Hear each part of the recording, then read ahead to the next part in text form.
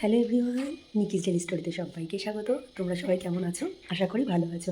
আবারও নতুন একটা দিন, নতুন একটা ভিডিও তোমাদের সামনে নিয়ে চলে এসেছি। আর এখন ঘড়িতে প্রায় বাজে 8:30।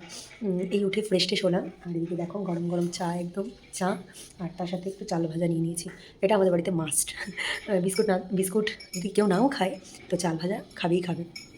তো এখনও চুল টুল আঁচড়ানো হয়নি, সেই রাতের বেলা বেরোনোই করি, তো সেটা খুলেছি। এখনও চুল টুল আঁচড়ানো হয়নি। আর চাটা খেয়েই ভাবছি রেডি হবো, একটু বাজারে যাব মায়ের সাথে। তো আমি আগাগোড়াই তোমাদেরকে বলেছি যে আমি একটু ভালোবাসি সবজি মার্কেটে সব কিছু দেখতে। আর শীতের সবজি মানে তো বাজারে ভর্তি সবজি, ভীষণ ভালো লাগে দেখতে। তো চলো ঝটপট করে যাও, মায়ের মেথি ভেজানো জল আর আমার চা। তো চলো রেডি হয়ে একেবারে সামনে আসছি, কেমন?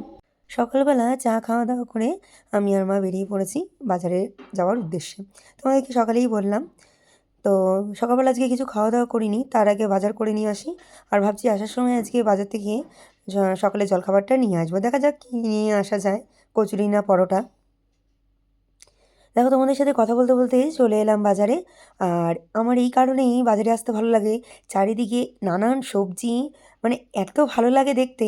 এই দেখো বেগুনগুলো দেখে তো ভীষণ লোভ হচ্ছে, কিন্তু আর কোনো উপায় নেই যে আমি খাবো, কারণ আমার ভীষণ অ্যালার্জি বেগুনে। তাও আমি খেয়ে থাকি টুকটাক, আর কি করা যাবে। আর দেখো মা সমস্ত টুকটাক করে বাজার করে করে নিচ্ছে। আজকে ছিম নেবে, অল্প একটু পালং শাক, তারপরে বিন, গাজর, ক্যাপসিকাম, এই সমস্ত কিছু নিল। তার সাথে আজকে নিয়েছে ওল। তো চলো বাজার করি টুকটুক করে। আর কি করছি না করছি বাজার সমস্ত কিছু বাড়ি গিয়ে অবশ্যই তোমাদের সাথে শেয়ার করব, কেমন?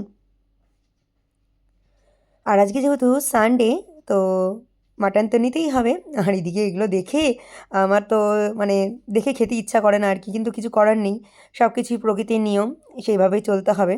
তো ওদিকে মাটনটা নিয়ে চলে এলাম আমাদের বাজারের ওপরে, যেখানে মাছ বাজার সেখানে।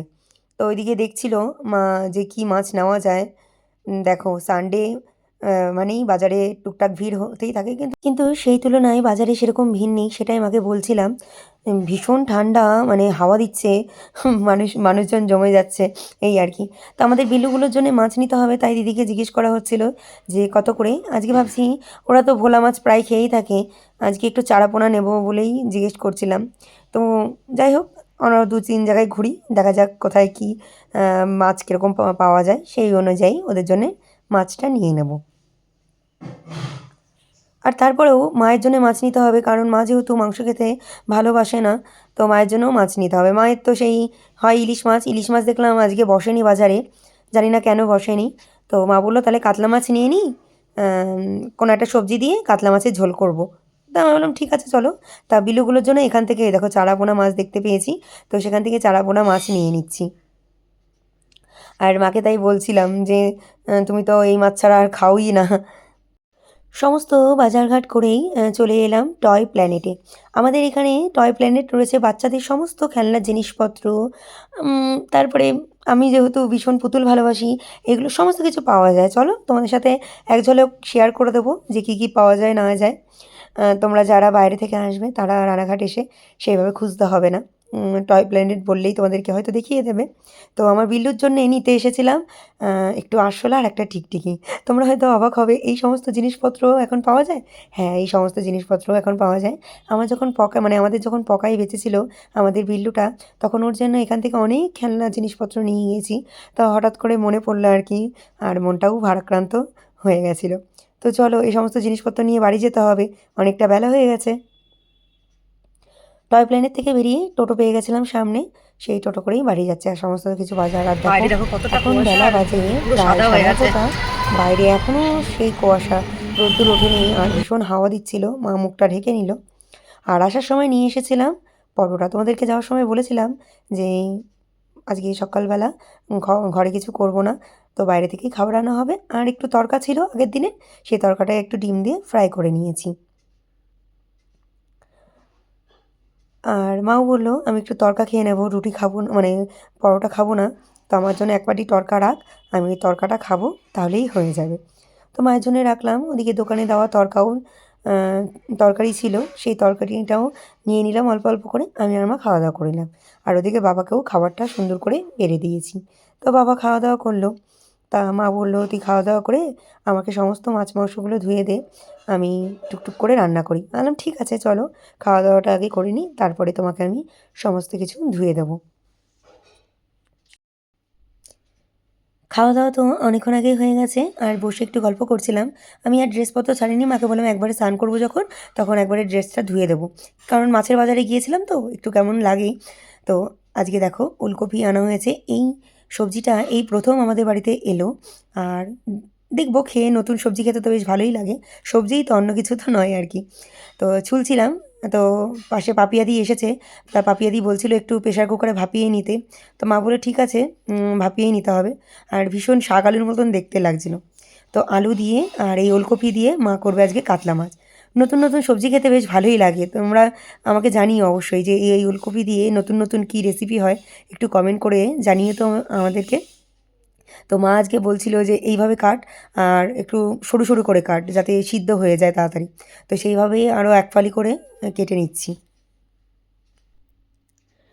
সমস্ত সবজিগুলো কেটে মাকে গুছিয়ে দিলাম, আর এদিকে পেঁয়াজ রসুন আদাটা যেটা কেটেছি ওটাও একটু পেস্ট করে দিচ্ছি। এটাই তো মায়ের মেয়ে হওয়ার সুবিধা, তাই না? মাকে যদি কিছুটা হেল্প না করে দিতেই পারি তাহলে আর আম, কি বলবো, মেয়ে হলাম কি করে। এই সমস্ত টুকটাক কাজগুলো তো করতে হয় হাতে হাতে। মা একা হাতে হয়তো অনেক বছর ধরে আমাদেরকে মানুষ করেছে, সমস্ত কিছু করেছে, কিন্তু এখন যখন বুদ্ধি হয়েছে বা সমস্ত কিছু দেখতে পাচ্ছি চোখের সামনে, তো মায়ের হাতে হাতে না করে তো আর থাকা যায় না। তো যাই হোক, অনেক কথাই বলে ফেললাম। এই দেখো সমস্ত মাছ মাংস ঢেলে নিয়েছি, সুন্দর করে মাকে একদম পরিষ্কার করে ধুয়ে দিতে হবে।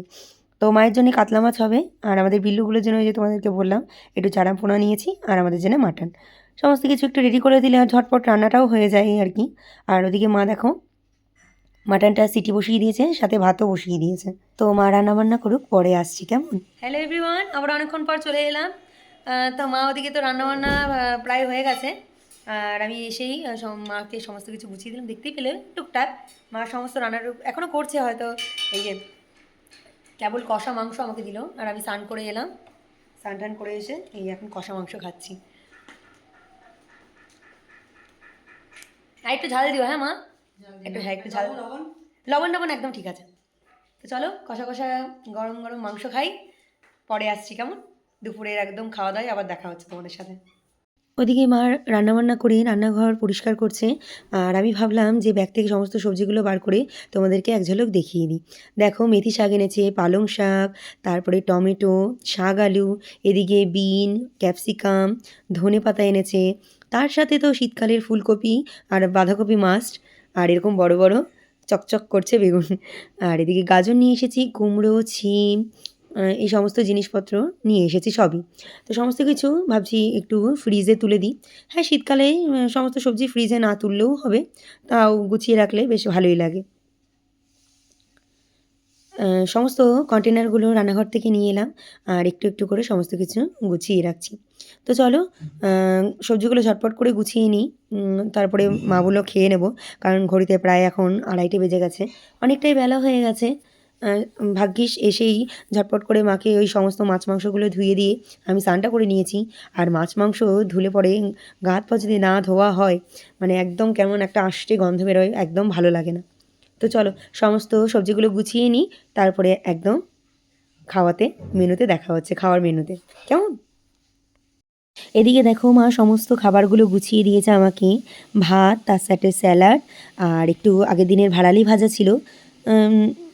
তো ঠিক আছে চলো, কোনো ব্যাপার নাই, শীতকালে কোনো জিনিসই নষ্ট হয় না। তার সাথে লাল লাল মাটনের ঝোল, আর আমি একটু টক দই খেতে ভালোবাসি, একটু ক্লাসিকের টক দই নিয়ে নিয়েছি। তো চলো, আমি মায়ের মাছ খেলাম না, তার কারণ মাছ তো মায়ের জন্যই আনা হয়েছে, মা বারবার করে বলছিল একটু মাছ দিয়ে খা। আর এলাম না, যদি রাতে মনে হয় তাহলেই খাবো, না হলে নয়। হ্যাঁ, তার একটা কারণ আছে, মা যখন গরম গরম মাছ ভাজা করছিল, তখন আমি মানে এক পিস মাছ আমি খেয়ে নিয়েছি। সেটা তোমাদের সাথে কি শেয়ার করবো না, সব কিছুই যদি ক্যামেরাবন্দি করে রাখি তাহলে আর কি করে হবে। তো চলো আমি দুপুরে খাওয়া দাওয়াটা করি, আর মা আগেই খেয়ে নিয়েছে, মা যেহেতু ডায়েটে রয়েছে, ভাত খাচ্ছে না, তো সেই কারণে মা শুধু মাছের ঝোল আর একটু ভাড়ালি ভাজা খেয়ে নিয়েছে, ভাত খায়নি মা। তো দেখা যাক, মাটনের ঝোল দিয়ে একদম দুপুরের খাওয়াটা সেরে নিই। তো চলো আমি খাওয়া দাওয়া করি, আর খাওয়া দাওয়ার পর একটু রেস্ট নিতে হবে, তার কারণ আমার বিকালে ক্লাস করানো রয়েছে, তোমাদেরকে প্রায়শই এই কথাটা বলে থাকি। তো এখন ঘড়িতে প্রায় বাজে 5:30। গান শিখতে চলে এসেছে। গান টান শিখিয়ে নিয়ে একটা জায়গায় যাব, তাই ঝটপট করে গানটা শেখাচ্ছি। এখন ঘড়িতে বাজে 6:45। আমি আর মা একদম রেডি হয়ে গেছি, যাচ্ছি কোথায়। আর খুব আনন্দ, এক্সাইটেডমেন্ট। তার কারণ অবশ্যই তোমাদের সাথে শেয়ার করব। সামনে খুব ভালো একটা দিন আসছে। তোমরা যদি আমার সুন্দর সুন্দর ভিডিও দেখতে চাও, অবশ্যই আমার চ্যানেলটিকে সাবস্ক্রাইব করার চেষ্টা করো, তাহলে সামনে অনেক ভালো ভালো ভিডিও তোমাদের সামনে নিয়ে আসার চেষ্টা করবো। আর আমাদের বিখ্যাত যে দেখালাম চাবি গেট, একবার যদি গেট পড়ে তাহলে আর রক্ষে নেই। মোটামুটি 10-15 মিনিট তোমাকে দাঁড়াতেই হবে। তো সমস্ত কিছু বাধা পেরিয়ে চলে এলাম কাজের কাজে। চলে এসেছি কাঠ চাপাতে। বুঝতেই পারছো কেন এসেছি, কি বৃত্তান্ত। আর যদি না বুঝতে পেরে থাকো তাহলে পর আমার ব্লগগুলো দেখতে থাকবে, তাহলেই বুঝতে পারবে। আর তাহলে বুঝতে পারবে আর কি। যাই হোক, আবারও ফেরার সময় আবারও গেট করেছে, দাঁড়িয়েছিলাম, ট্রেন গেল, দেখতেই পেলে। চলে এসেছি বিউটি পার্লারে। তার কারণ অনেক দিন হয়ে গেল আইব্রোটা করা হয় না। তো মেয়েদের এই একটাই জিনিস যে না করলে একদম ভালো লাগে না। কারণ করতে করতে অভ্যেস হয়ে যায় তো, আর না করলে পরে মনে হয় যেন কিছু একটা করিনি। আইব্রো করে রাস্তা দিয়ে ফিরতে ফিরতেই দেখলাম গরম গরম ভুট্টা ভাজছে। তো ভুট্টা খেতে খেতেই একদম ঠান্ডা ওয়েদারে বাড়ি ফিরছি। ঘড়িতে এখন মোটামুটি কটা কটা বাজে, মানে কটা বেজেছিল মনে নেই, কারণ পরের দিন ভয়েস ওভার দিচ্ছি। ওই হয়তো 8:30 বাজে। ঠান্ডা লেগেছে বলো? তো ওই দেখো মা মুড়ি দিয়ে নিয়েছে, মায়ের খুব শীত লেগেছে। তো চলো বাড়ি যাই, পরে কি করছি না করছি শেয়ার করবো। বাড়িতে এসে একদম কম্বল চাপা দিয়ে বসেছিলাম, আর ভিডিওটা কন্টিনিউ করিনি, কি অ্যাক্টিভিটি শেয়ার করবো সেটার জন্য। তো এখন ঘড়িতে প্রায় বাজে 10টা। একটু মাটনের ঝোল নিয়ে খেতে বসে পড়েছি আর কি। এরপর আবার ঘুমিয়ে পড়তে হবে, ঠান্ডা শীতকালে আর কি করা যাবে, খাওয়া দাওয়ার পর ঘুম। তো চলো ব্লগটা আজকে শেষ করছি এখানেই। আগামীকাল নতুন একটি ভিডিও নিয়ে চলে আসবো। ততক্ষণ তোমরা সুস্থ থেকো, ভালো থেকো, টাটা।